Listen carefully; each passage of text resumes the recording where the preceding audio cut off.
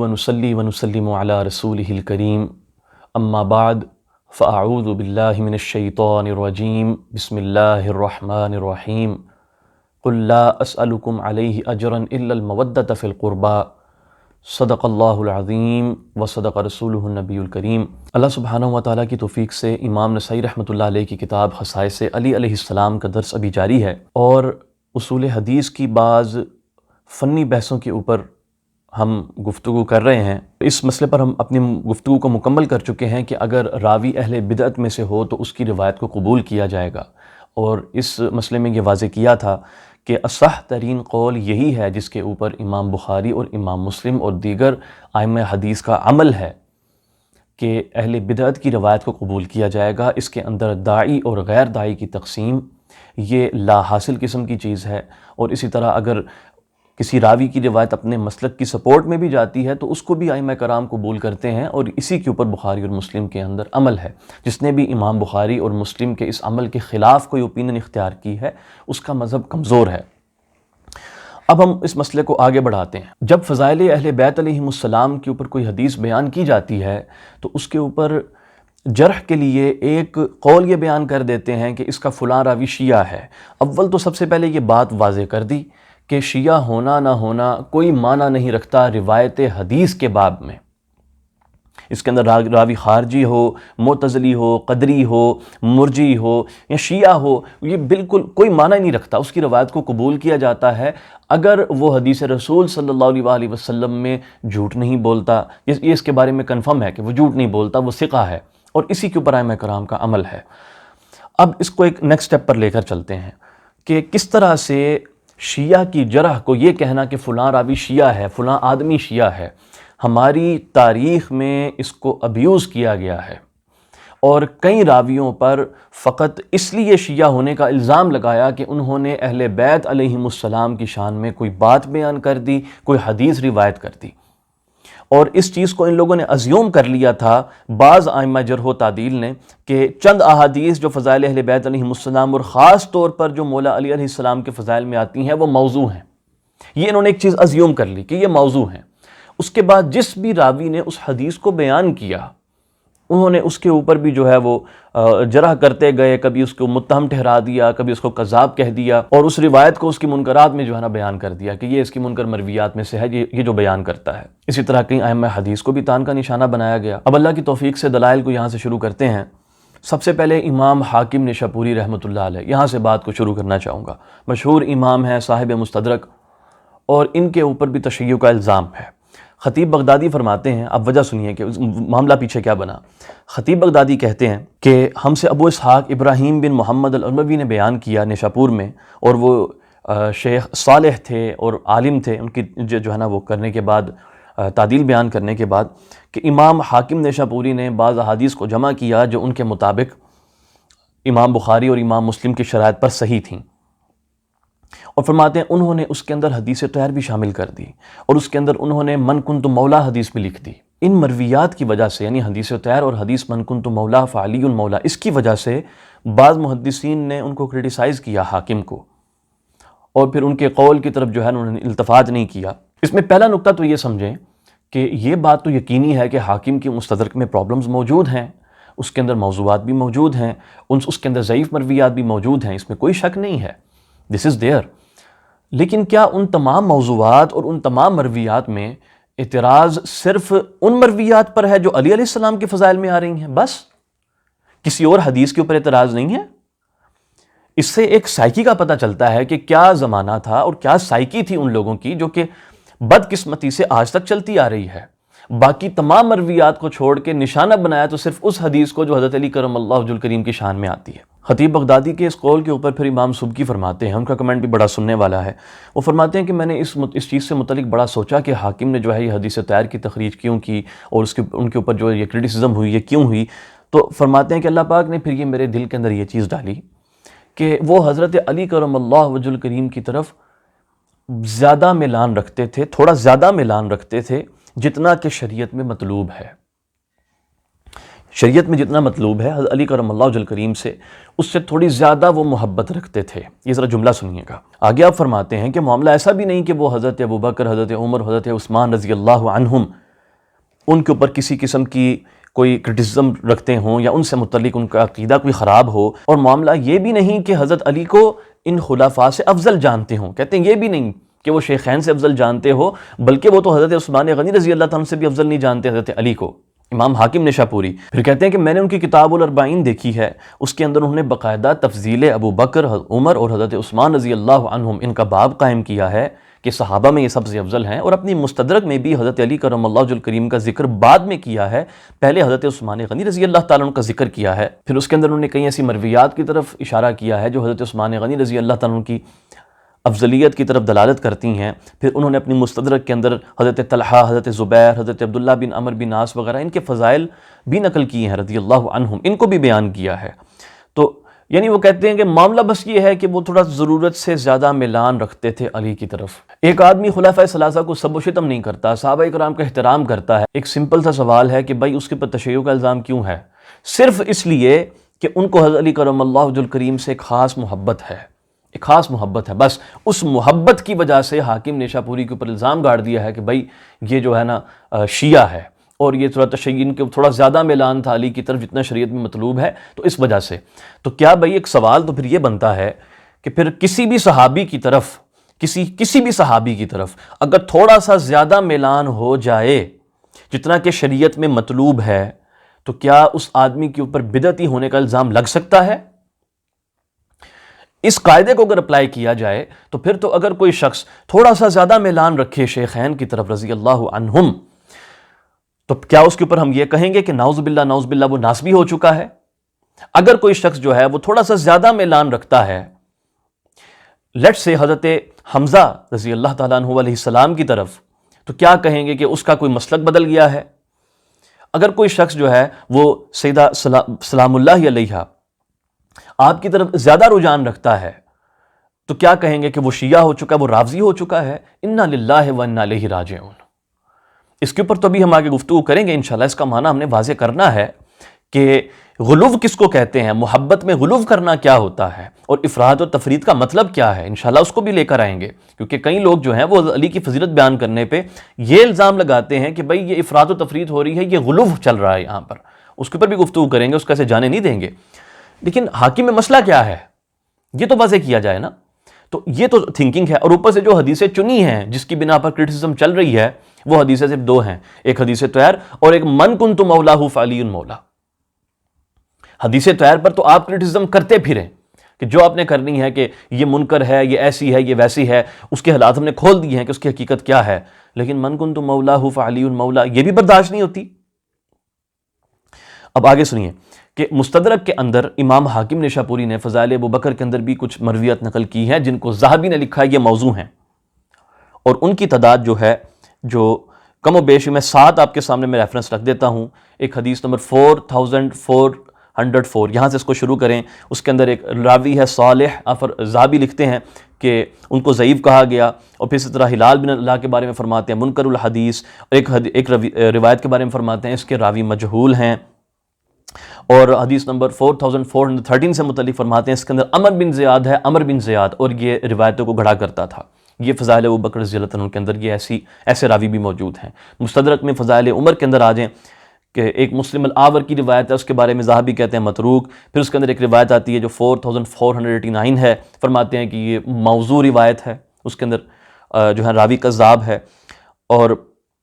پھر اسی طرح سے ایک اور روایت کے بارے میں جو حضرت عمر فاروق رضی اللہ عنہ کے فضائل میں آتی ہے، فرماتے ہیں کہ یہ روایت ایسی لگتی ہے جیسے کہ موضوع ہے۔ حضرت عثمان غنی رضی اللہ عنہ کے فضائل میں جو مرویات آتی ہیں اس کے اندر آپ نے کم و بیش 3 مرویات کے بارے میں آپ نے سخت ضعف کا یا موضوع ہونے کا حکم لگایا ہے، اور حضرت علی کرم اللہ وجہ کریم کے فضائل میں بھی ایسی مرویات اس کے اندر یقینی طور پہ موجود ہیں جس کے اندر پرابلم ہے، بڑی واضح پرابلم ہے، روایت موضوع ہے۔ لیکن یہاں پر سوال یہ ہے کہ اعتراض صرف حضرت علی کے فضائل بیان کرنے پر کیوں ہو رہا ہے؟ یہ کیوں نہیں کہا گیا کہ یہ ناسبی تھا؟ کیونکہ انہوں نے خلفائے ثلاثہ کے شان میں ایسی حدیثیں بیان کی ہیں جن کے اوپر محدثین کا اجماع ہے کہ یہ موضوع ہے۔ یہ نریٹو کیوں نہیں آیا وہاں پر؟ تشیع کیوں؟ یہ معاملہ کیوں؟ اس سوچنے والی چیز ہے ہمارے لیے. اس سے پتہ چلتا ہے کہ ایک بائسنس تھی، ایک تعصب تھا اہل بیت علیہم السلام کے خلاف. لوگ آج بھی سننا گوارا نہیں کرتے علی کی شان، اور اس زمانے میں بھی یہی ٹرینڈ تھا. یہ تو ہو گیا معاملہ حاکم کا. اب امام نسائی رحمۃ اللہ علیہ کی طرف چلتے ہیں. بھائی امام نسائی سے متعلق حافظ صاحب بھی فرماتے ہیں، پہلے ان کی تعریف کرتے ہیں ان کے حفظ کی، اور آپ فرماتے ہیں کہ وہ علل اور رجال میں امام مسلم اور ابو داؤد اور امام ترمذی سے بھی زیادہ ادراک رکھتے تھے، زیادہ گہرا فہم رکھتے تھے، اور اس معاملے میں وہ امام بخاری اور امام ابو زرع جیسے آدمی تھے. آگے فرماتے ہیں ہاں مگر یہ کہ ان کے اندر تھوڑا سا تشیع پایا جاتا تھا. یہ تھوڑا سا تشیع کیا ہے بھائی؟ یہ شاید وہی خصائص علی علیہ السلام جو لکھ دیا یہ وہی تشیع ہے. فرماتے ہیں تھوڑا سا تشیع پایا جاتا تھا، اور ان کو علی کے دشمنوں سے پرابلم تھی، انحراف رکھتے تھے علی کے دشمنوں سے، جیسے کہ حضرت معاویہ اور حضرت عمر. اب یہ قلیل تشیع کیا چیز ہے یہاں پر؟ جب کسی کو شیعہ کہا جا رہا ہے تو آپ کے ذہن میں کیا امیج بنتا ہے؟ ہو سکتا ہے کہ وہ شیخین کو، خلفائے ثلاثہ کو سب و شتم کرتا ہو، وہ معاملہ بھی نہیں ہے، یا ان سے افضل تو جانتا ہی ہوگا، وہ معاملہ بھی نہیں نظر آتا یہاں پر. معاملہ ہے کیا؟ امام نسائی رحمۃ اللہ علیہ سے متعلق ہم بالکل اس سیریز کے اوائل میں بھی گفتگو کر رہے ہیں. اب ہم اس ٹاپک کو آگے لے کر چلتے ہیں کہ کس طرح بعض احادیث کو روک دیا گیا تھا. آئمہ فرماتے تھے اس کو بیان نہ کیا کرو، سرٹن مرویات کو. یہ حوالہ لیجئے، اس کو اجلی نے بیان کیا ہے، جو الثقات کے نام سے ان کی کتاب جو پبلش ہے، اگرچہ اس کے نام کے اوپر اختلاف ہے، اور بہتر ہے کہ ان کی کتاب کو الثقات نہ کہا جائے، اس کو تاریخ یا الجرح والتعدیل یا سوالات کا نام دیا جائے، وہ زیادہ مناسب ہے، کیونکہ اس کے اندر فقط ثقہ راویوں کا تذکرہ نہیں ہے. اجلی لکھتے ہیں اس کے اندر کہ ہم سے ابو مسلم نے بیان کیا، انہوں نے ابو احمد سے اور اپنے والد صاحب سے اس کو بیان کرتے ہیں کہ موسیٰ جوہنی نے اس کو بیان کیا، کہ فرماتے ہیں کہ میرے پاس عمر بن قیس اور حضرت سفیان ثوری آئے، اور انہوں نے مجھ سے کہا کہ بھائی یہ جو حدیث ہے نا کہ نبی کریم صلی اللہ علیہ وسلم نے فرمایا کہ علی کرم اللہ وجہ الکریم سے انت منی بمنزلۃ ہارون من موسیٰ، مشہور حدیث. آپ فرماتے ہیں کہ اس کو کوفہ میں روایت نہ کرنا، اس حدیث کو انہوں نے مجھے منع کر دیا، یہ حدیث کوفہ میں بیان نہیں کرنی. بس اتنی بات لکھی ہوئی ہے. سوال پیدا ہوتا ہے کیوں؟ کیا یہ حدیث متواتر نہیں ہے؟ کیا یہ نبی کریم صلی اللہ علیہ وسلم کا فرمان پاک نہیں ہے؟ اس کو کیوں منع کیا جا رہا ہے کہ اس کو کوفہ میں بیان نہیں کرنا؟ کلیئر ایویڈنس ہے نا کہ کس طرح اہل بیت علیہم السلام کے فضائل کو چھپایا جاتا رہا ہے، اور انٹینشنلی منع کیا جاتا رہا ہے کہ نہیں بھائی اس کی فضیلت بیان نہیں کرنی. اب اس کے بعد ایک اور راوی لیں، ان کا نام ہے ابراہیم بن عبد العزیز بن الضحاک. حافظ ابن حجر اسقلانی رحمۃ اللہ علیہ لسان المیزان میں لکھتے ہیں ان سے متعلق کہ ابو شیخ نے اور ابو نعیم وغیرہ نے جو ہے نا ذکر کیا کہ یہ حدیث کی املا کروانے کے لیے بیٹھے، اور انہوں نے فضائل میں حدیث کو املا کروایا. سب سے پہلے فضائل ابو بکر صدیق رضی اللہ تعالیٰ عنہ سے شروع کیا، پھر فضائل عمر فاروق رضی اللہ تعالیٰ عنہ سے شروع کیا، اور پھر جب یہ دونوں کے فضائل لکھوانے کے بعد رضی اللہ عنہم، آپ نے فرمایا کہ اب ہم عثمان کے فضائل بیان کریں یا علی کے فضائل بیان کریں. ایک سمپل سا کوشچن ہے کہ اب آپ حضرت عثمان کے فضائل سننا چاہیں گے یا حضرت علی کرم اللہ وجہ الکریم کے فضائل سننا چاہیں گے؟ اور ان لوگوں نے اس کے جواب میں کیا کہا جو حاضرین تھے؟ انہوں نے فرمایا یہ رافضی ہے، اس کی حدیث کو ترک کر دیا جائے. انا للہ و انا الیہ راجعون. بھائی وہ کیا سب صحابہ نہیں ہیں؟ ایک آدمی حضرت عثمان غنی رضی اللہ تعالیٰ عنہ کی فضیلت سب سے پہلے بیان کرے، کوئی مسئلہ نہیں ہے، پھر وہ حضرت ابوبکر کی بیان کرے، کوئی مسئلہ نہیں ہے، پھر حضرت علی کی بیان کرے، کوئی مسئلہ نہیں ہے، پھر وہ اس کے بعد حضرت عمر فاروق رضی اللہ عنہ کی بیان کرے، کوئی مسئلہ نہیں ہے. یہ ترتیب فرض ہے؟ کیا یہ ساری مرویات وہ جو بھی املا کروا رہے تھے کیا وہ نبی کریم صلی اللہ علیہ وسلم کی حدیث نہیں تھیں؟ صرف ایک سوال پوچھ لینا کہ آپ کس کی حدیث کو اب سننا چاہیں گے، ان کے فضائل کو پہلے ہم املا کروائیں یا ان کے فضائل کو پہلے املا کروائیں؟ اور وہ یہ بھی نہیں کہ وہ حضرت عثمان غنی رضی اللہ عنہ کے فضائل کا انکار کر رہے ہیں، ہی از جسٹ سیئنگ کہ کس کے فضائل پہلے املا کروائیں،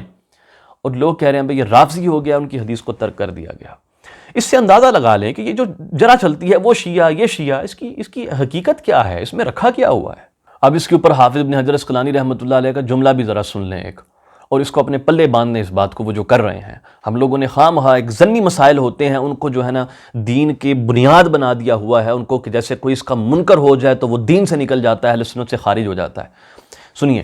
اس کے اوپر کمنٹ کرتے ہیں ابن حجر کے، کہتے ہیں کہ وَهَذَا ظلم، یہ ظلم ہوا ہے بہت بڑا، ظلم بین، بڑا واضح قسم کا ظلم ہوا ہے یہ والا. کہتے ہیں کہ کیونکہ اہل سنت والجماعت کا یہ مذہب رہا ہے کہ وہ توقف کرتے ہیں تفضیل کے اندر حضرت عثمان غنی رضی اللہ تعالیٰ عنہ اور حضرت علی کرم اللہ وجہ الکریم کے مابین. ایک جماعت کا یہ موقف بھی رہا ہے. اگرچہ اکثر اسی کی طرف ہیں کہ وہ حضرت عثمان غنی رضی اللہ تعالیٰ عنہ کو جو ہے ان کو افضل جانتے ہیں۔ آگے فرماتے ہیں کہ اہل سنت والجماعت کے اندر تو بعض ایسے بھی لوگ موجود ہیں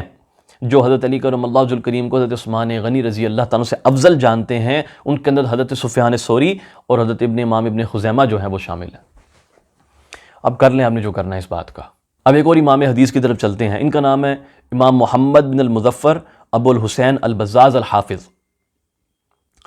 ان سے متعلق امام ذہبی سیر میں لکھتے ہیں کہ سلمی کہتے ہیں میں نے امام دارقطنی سے ان سے متعلق سوال کیا تو آپ نے فرمایا وہ ثقہ ہیں، مأمون ہیں، اور میں نے کہا کہ وہ ذرا تشیع کی طرف تھوڑا میلان رکھتے ہیں، اس کے متعلق آپ کیا کہتے ہیں؟ کہتے ہیں وہ بڑا تھوڑا سا ہے، قلیلاً بقدری، فرماتے ہیں ما لا یضر انشاءاللہ، اس سے کوئی نقصان نہیں ہوگا انشاءاللہ، بڑا تھوڑا سا میلان ہے۔ اب اس تھوڑے تشیع سے مراد کیا ہے کہ وہ میلان رکھتے تھے تشیع کی طرف جس کا کوئی نقصان نہیں ہوگا؟ اس کے متعلق حافظ فرماتے ہیں لسان المیزان کے اندر کہ ان سے متعلق یہ کہا گیا ہے کہ ان کے اندر تھوڑا تشیع جو تھا وہ ظاہر تھا، یہ ابو الولید الباجی نے کہا، اور فرماتے ہیں کہ ابن حجر کہتے ہیں کہ جیسے کہ گویا کہ جیسے ابو الولید باجی نے اشارہ کیا ہو اس جز کی طرف جو ابن المظفر نے لکھا ہے حضرت عباس رضی اللہ تعالی عنہ کے فضائل میں۔ بھائی اس وجہ سے اس آدمی کے اوپر تشیع کا الزام ہے، حضرت عباس رضی اللہ تعالیٰ عنہ کے فضائل میں ایک جز لکھ دیا ہے، اور اگر وہ علی کے فضائل میں لکھ دیتے پھر تو وہ قلیل تشیع نہیں ہونا تھا، بلکہ وہ تو ایک مکمل شیعہ فل پیکج کے ساتھ اس کو بنا دینا تھا ان لوگوں نے۔ اب ہم اس بات کی طرف چلتے ہیں جس کو میں کئی مرتبہ اپنی پچھلی ایپیسوڈز میں دہرا چکا ہوں کہ ایسا نہیں ہے کہ ضعیف راوی حدیث طیر کو بیان کر رہے ہیں یا مجہول راوی حدیث طیر کو بیان کر رہے ہیں، بلکہ معاملہ یہ ہے کہ ان راویوں کو ضعیف تو کہا ہی اس لیے گیا ہے کہ انہوں نے حدیث طیر یا مولا علی کرم اللہ وجہ الکریم کی شان میں کوئی اور حدیث بیان کی ہے۔ معاملہ اس کے الٹ ہے جو ہمیں نظر آتا ہے۔ اب اس کے اوپر میں دلائل رکھتا ہوں آپ کے سامنے۔ راوی ہیں، ان کا نام ہے ابراہیم بن باب البصری، لسان المیزان میں ان کا ترجمہ ہے۔ ان سے متعلق پہلے ذہبی کا کلام نقل کرتے ہیں کہ ذہبی نے ان کو واہن یعنی متروک لکھا ہے، اور اسی طرح سے ذہبی نے پھر یہ بھی کہا اپنی دوسری کتاب کے اندر کہ ان سے متعلق ہم خاموشی اختیار نہیں کر سکتے، کہ ثابت البنانی وغیرہ سے روایت کرتے ہیں۔ پھر ابن حجر اس کے اوپر کمنٹری کرتے ہوئے کہتے ہیں کہ امام بخاری نے ان کا ذکر کیا ہے لیکن کسی قسم کی جرح نقل نہیں کی، اور یہی ذکر کرتے ہوئے آگے فرماتے ہیں کہ عقیلی نے ان کو ضعیف کہا، اور پھر ان جو ضعف کی دلیل کے اوپر جو انہوں نے حدیث بیان کی ہے وہ حدیث طیر ہے،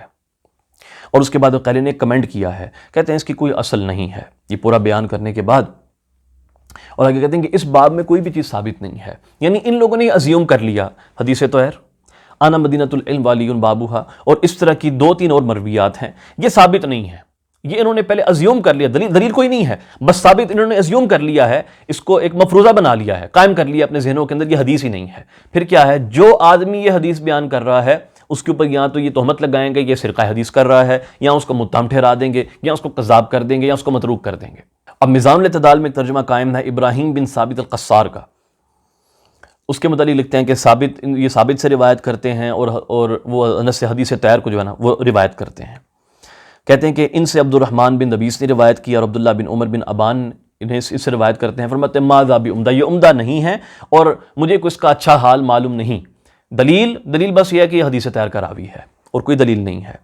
آگے سنیے، یہ حافظ الحدیث ہے ابن سقا، اور ان کا ایک بڑا مشہور معاملہ ہے، انہوں نے حدیث طیر املا کروائی تھی، اور پھر لوگوں کا ریاکشن کیا ہوا تھا وہ بھی ذرا سنیے۔ اس کا ذکر کیا ہے حافظ ذہبی نے تذکرۃ الحفاظ کے اندر، اور اس کے اندر وہ فرماتے ہیں کہ ابن سقا سے متعلق سوال کیا گیا حافظ خمیس الحوزی سے، انہوں نے یہ فرمایا کہ معاملہ ان کے ساتھ یہ پیش آیا کہ وہ حدیث کی املا کروانے کے لیے بیٹھے لوگ ان کے گرد جب جمع ہوئے تو انہوں نے حدیث طیر املا کروا دی، اور کہتے ہیں کہ اس چیز کو لوگ برداشت نہیں کر سکے، یہ لفظ ہے یہاں پر، لوگ اس چیز کو برداشت نہیں کر سکے، انہوں نے وہاں سے بگایا، ان کو دور کیا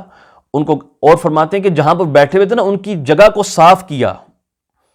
اس جگہ کو صاف کیا جہاں پر وہ ادھر پانی وغیرہ بہا کے اس کو صاف کیا گیا، جیسے پتہ نہیں اس نے کیا کر دی یہاں پر، ایسا کچھ کام اس نے کر دیا یہاں پر۔ فرماتے ہیں کہ اس کے بعد ہوا یہ کہ وہ پھر اپنے گھر میں بیٹھے رہے جا کر، اور پھر جو اہل واسط تھے ان سے پھر وہ مرویات نہیں، ان کو مرویات روایت نہیں کیا کرتے تھے، اور یہی وجہ ہے کہ اس حافظ کی روایت ان لوگوں کے پاس کم کیوں ہے۔ اب یہاں پر ایک اور حوالہ دیں، یہ راوی کا نام ہے احمد بن سعید، یہ لسان المیزان کے اندر ان کا ترجمہ ہے، اور پہلے وہ ذہبی کا کلام نقل کرتے ہیں لسان میں، اور فرماتے ہیں کہ یہ ابو حما سے روایت کرتے ہیں، اور ان سے امام طبرانی روایت کرتے ہیں، اور ان کا جرم کیا ہے؟ فرماتے ہیں کہ انہوں نے حدیث طیر کو روایت کیا ہے، اور اوپر سے جو سند ہے جس سے وہ بیان کرتے ہیں وہ صحیحین کی سند ہے، اور یہ متہم ہے کہ بھائی اس نے اس سند کو گھڑ لیا ہے۔ دلیل؟ کوئی دلیل نہیں، بس یہ روایت ٹھیک نہیں ہے نا، جس نے بھی بیان کر دی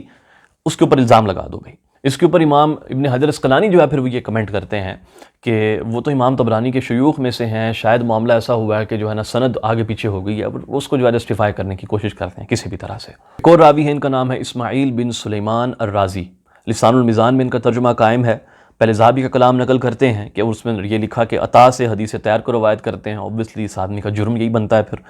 اور پھر کہتے ہیں کہ عقیلی نے کہا کہ یہ دونوں حدیثیں ہیں، یہ محفوظ نہیں ہیں۔ پہلے ایک اور حدیث کا ذکر بھی کرتے ہیں، اس حدیث کا بھی ذکر کرتے ہیں، پھر کہتے ہیں یہ دونوں ہی محفوظ نہیں ہیں،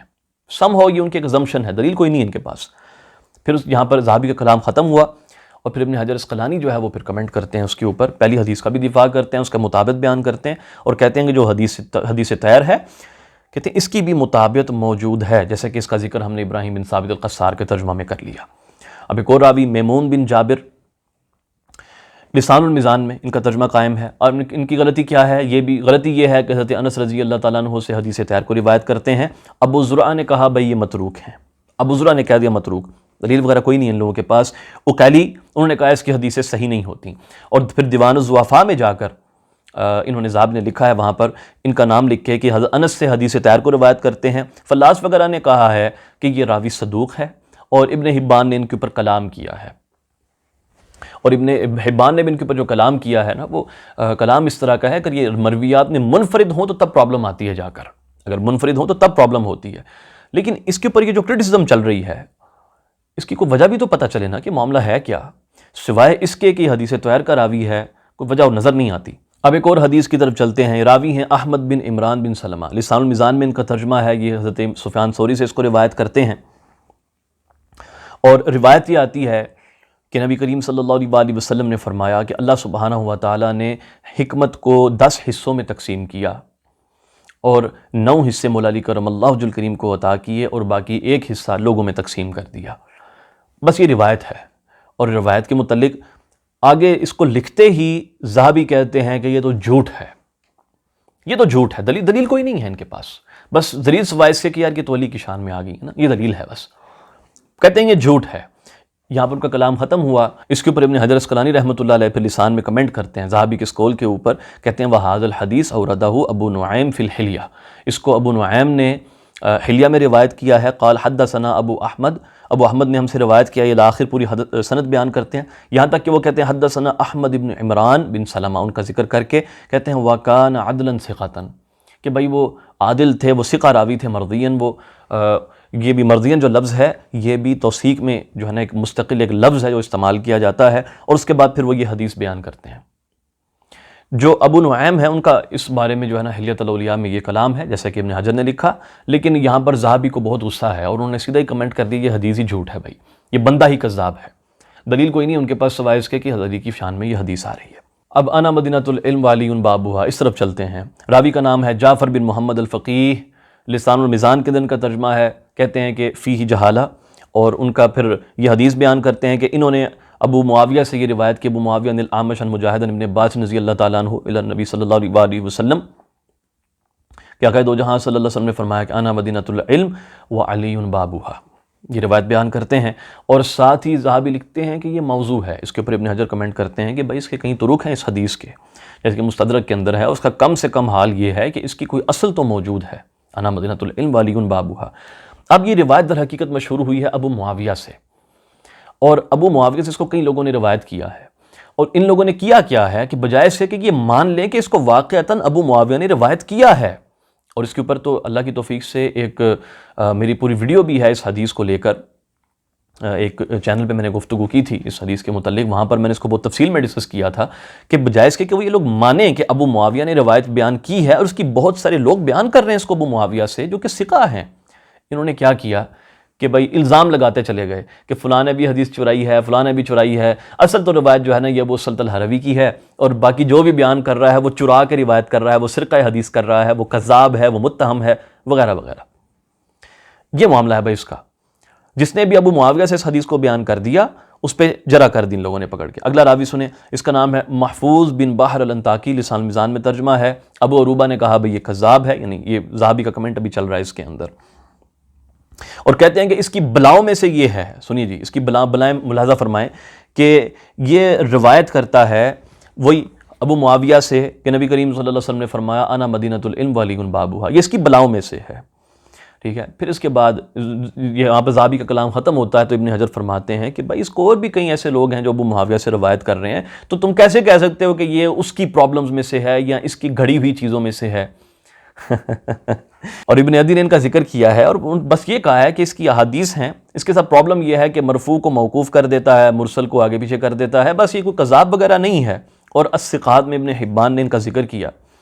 اور یہی چیز انہوں نے بیان کی اور ان پہ کہتے ہیں کہ مستقیم الحدیث ہے، حدیث کی حدیثوں میں کوئی مسئلہ نہیں ہے بھائی۔ اب یہ ایک اور بڑا مزے کا انٹرسٹنگ کیس ہے، عمر بن اسماعیل بن مجالد الکوفی، یہ ترمذی کا راوی ہے بھائی۔ تو ابن الجوزی اس کے متعلق کہتے ہیں کہ عمر بن اسماعیل بن مجالد یہ اپنے والد سے روایت کرتے ہیں، اور یحییٰ نے کہا کہ یہ لیسا بشیء کذاب رجل سوء خبیث، اس طرح کے لفظ استعمال کر کے غلطی سنیں جی، غلطی یہ ہے کہ ابو معاویہ سے روایت کرتا ہے یہ حدیث انا مدینۃ العلم انا للہ و انا الیہ راجعون، بس یہ غلطی ہے اس آدمی کی، عمر بن اسماعیل بن مجالد کی۔ تو یہ چند ایک سیمپل میں نے بھی آپ کے سامنے رکھے ہیں کہ یہ معاملہ ہے کیا ہے، اور اس کے اوپر آپ پھر جو دیگر کئی ایسے راوی آ جاتے ہیں ان کو بھی اسی کے اوپر قیاس کر لیں، یہ تو بات بہت طویل ہو جائے گی اگر ایک ایک راوی کے اوپر میں گفتگو کرنا شروع کر دوں یہاں پر۔ اب آخر میں ذکر کرنا چاہوں گا حبہ اورنی، بڑا مزے کا کیس ہے اس کا بھی۔ حبہ اورنی، ان کو کہا گیا کہ بھئی یہ غالی شیعہ تھے اور حدیث میں متروک تھے، واہی تھے، سنی ذرا، یہ غالی شیعہ تھے، حدیث میں متروک اور واہی تھے، جو ان کا نام ہے ابو قدامہ حبہ بن جوین العرنی۔ اور ان کی اصل غلطی جو نظر آتی ہے نا وہ یہ ہے کہ حضرت علی کرم اللہ وجہ الکریم کے ساتھ تمام جنگوں میں شریک رہے ہیں،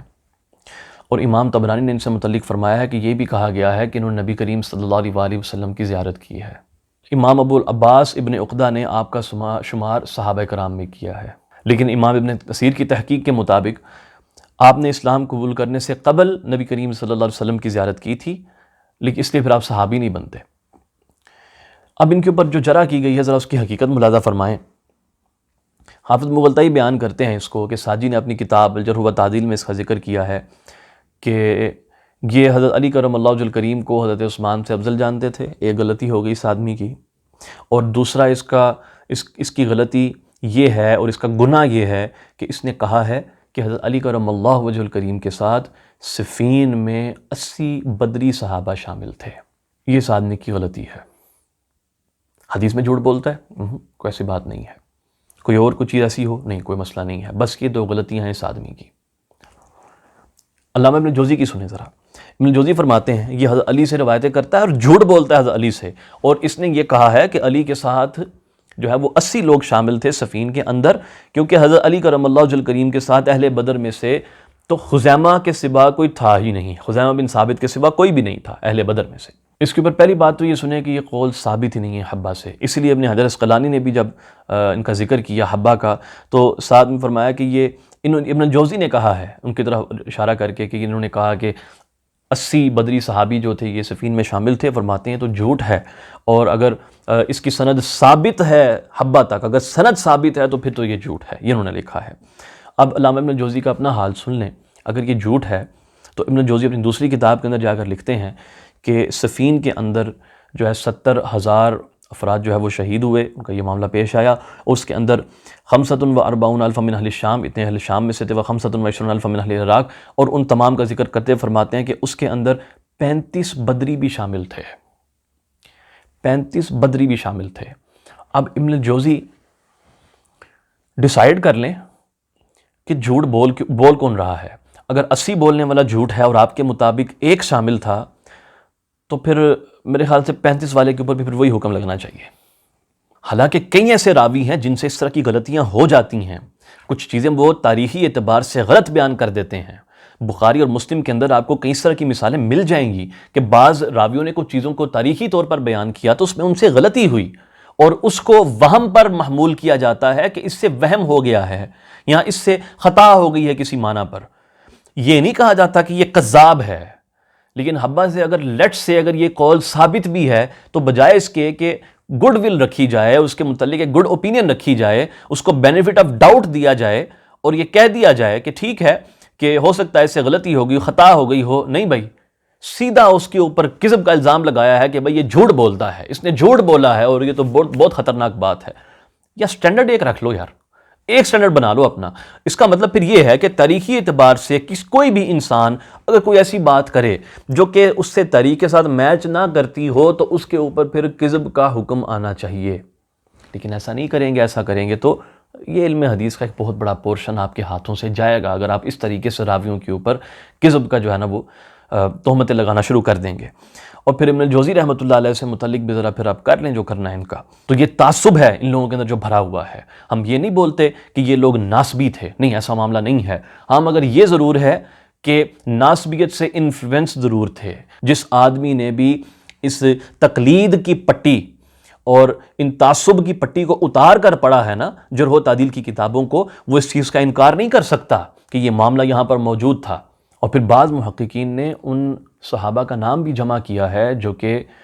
صفین میں شامل تھے، اور یقینی طور پر ان کی تعداد جو ہے وہ کم و بیش 40 کے قریب پہنچتی ہے۔ ایک تحقیق تو شیخ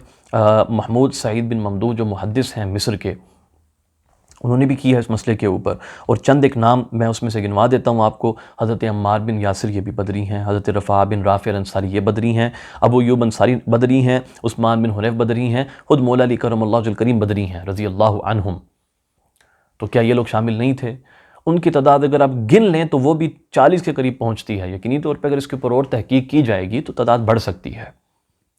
تو اس لیے صرف اس بات کے اوپر کرٹیسزم کر دینا، اب آپ دیکھیں نا، اندازہ کریں کہ معاملہ ہے کیا۔ علی سے محبت کی، تشیع کا الزام لگ گیا۔ حضرت عباس سے محبت کی، تشیع کا الزام لگا دیا گیا آپ کے اوپر۔ آپ نے حضرت علی کرم اللہ وجہ الکریم کے فضائل میں کوئی حدیث بیان کر دی، حدیث طاہر بیان کر دی، آپ کے اوپر تشیع کا الزام لگا دیا گیا۔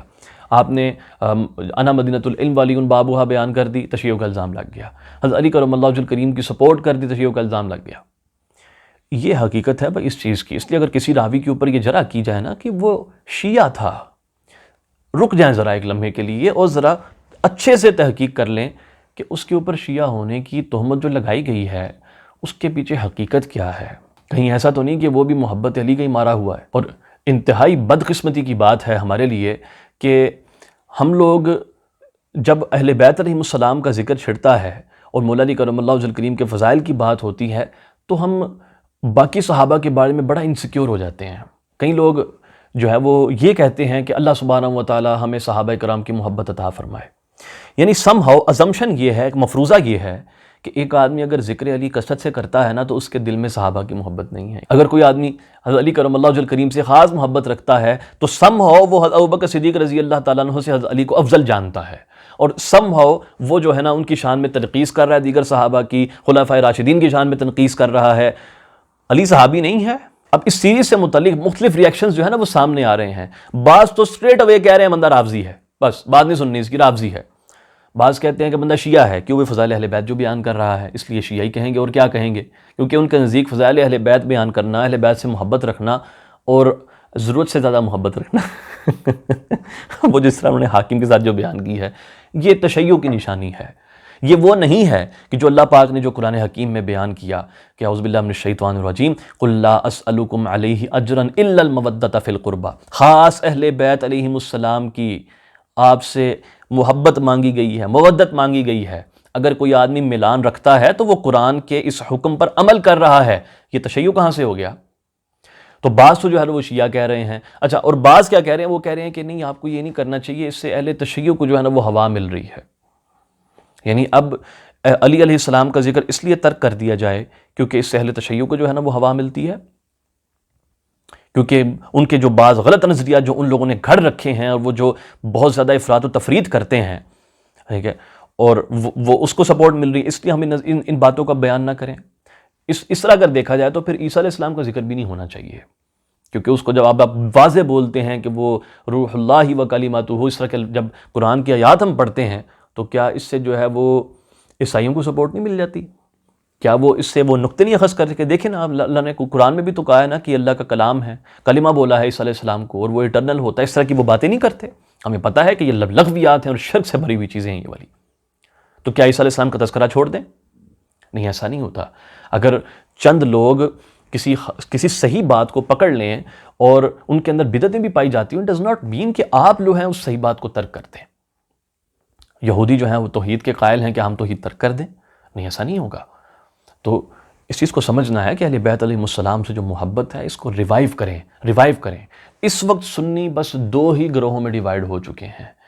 بلکہ گروہ تقریباً سب ختم ہو چکے ہیں، 2 ہی طبقے باقی رہ گئے ہیں، یا تو آپ حسینی ہو یا تو آپ یزیدی ہو۔ اپنی سائیڈ ذرا تحمل سے چن لیں کہ آپ کون ہیں۔ وما علینا الا البلاغ المبین۔ السلام علیکم ورحمۃ اللہ تعالی وبرکاتہ۔